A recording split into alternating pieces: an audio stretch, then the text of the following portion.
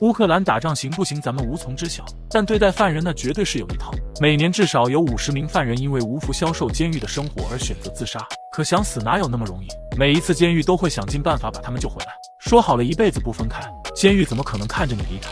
于是，在监狱的精心照料下，囚犯基本都能长命100岁，平均寿命比监狱外的人们还高出不少，只不过就是活得比较难受而已。